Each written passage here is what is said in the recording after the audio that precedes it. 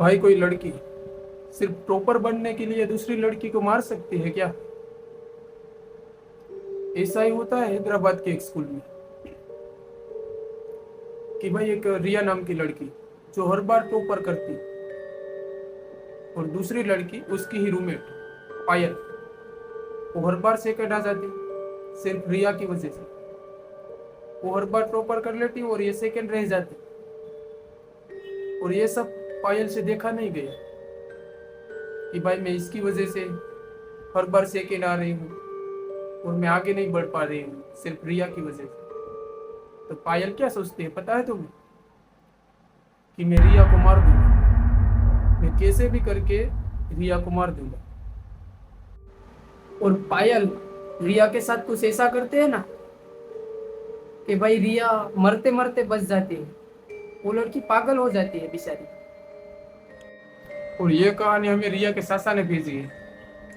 रिया के सासा बताते हैं कि रिया और पायल के बीच हर 4-5 दिन में झगड़ा होता। एक बार तो वो झगड़ा कर ही लेती, लेकिन इस बार जो झगड़ा हुआ ना उसमें पायल ने रिया को मारने की धमकी दी थी कि मैं तुझे मार दूंगी। और उस झगड़े के 4-5 दिन बाद रिया स्कूल जाना ही बंद कर देती है। स्कूल जाना भी वो बंद कर देती है और उसके घर वालों से ये बात भी नहीं करती। सिर्फ खाना खाने के लिए रूम से बाहर आती और फिर रूम में चली जाती।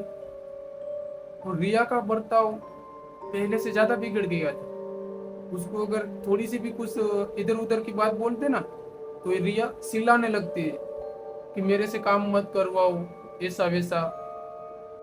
तो रिया के साथ बताते हैं कि रात के शायद 12 या 1 बज रहा होगा, तब मैं पानी पीने के लिए जब बाहर आया ना अपने रूम से तो मैं देखता हूँ कि रिया के रूम से किसी की रोने की आवाज आ रही है। ये देख के मैं बहुत घबरा जाता हूँ। तो मैं रिया को आवाज लगाने लगता हूँ कि रिया सब ठीक तो है? लेकिन वहां से कोई रिस्पॉन्स नहीं आता।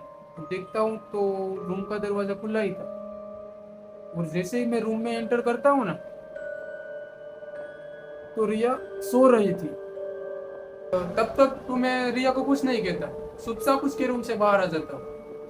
और सुबह जब मैंने रिया से पूछा ना कि रात को तेरे साथ कुछ हुआ था क्या, तो रिया एकदम से शॉक हो जाती है। और थोड़ी देर बाद चुप रह के रिया बोलती है कि मुझे डरावने और बुरे सपने आ रहे थे। तो मैंने कहा तुम रो रही थी क्या? तो रिया कुछ नहीं बोलती और चुपचाप अपने कमरे में चली जाती है। और दोपहर को रिया की माँ ने खाने के लिए रिया को आवाज लगाई ना तो रिया ने कुछ रिस्पॉन्स नहीं किया। तो मैं क्या करता हूँ कि उसको बुलाने उसके रूम में जाता हूँ और देखता हूँ कि रिया अपने बेड पे ऊपर बैठी है और एकदम वो दीवार की ओर देखे जा रही थी और धीरे धीरे से कुछ बात कर रही थी। और वो बात कर रही थी कि मैं पहाड़ पे आऊंगी और ऐसा वैसा कुछ बात कर रही थी। तो मैं रिया को बोलता हूँ कि रिया क्या कर रही हो?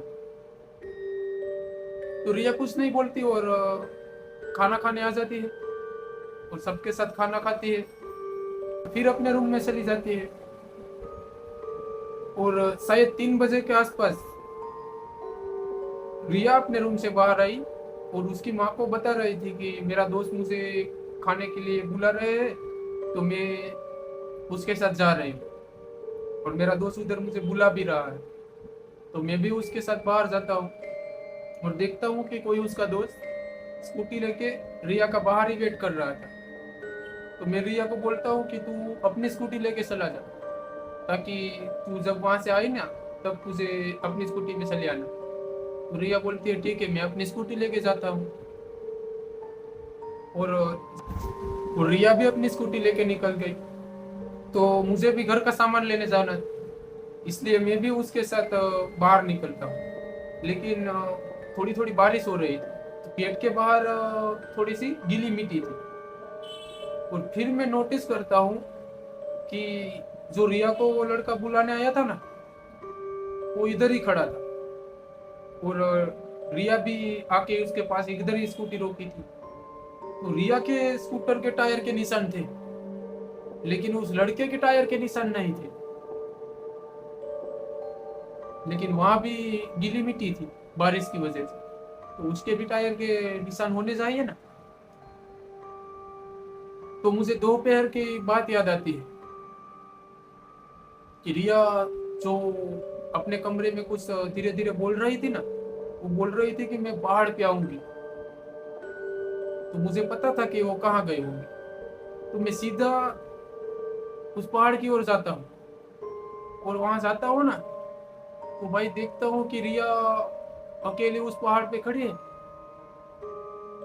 ना ही कोई उसके साथ है। और वो अकेली खड़ी खड़ी बात कर रही थी किसी से। और ये देख के मैं उसको कुछ नहीं बोलता, सीधा उसके पास जाके उसको पकड़ लेता हूँ। तभी रिया चिल्लाते हुए बोलते हैं कि तुम मुझे सब जगह पे रोकोगे क्या? हर बार मेरे आगे यार कांटा लग रहा हो, मुझे ज्यादा रोकने की कोशिश मत करो, नहीं तो मैं तुम्हें भी मार दूंगी।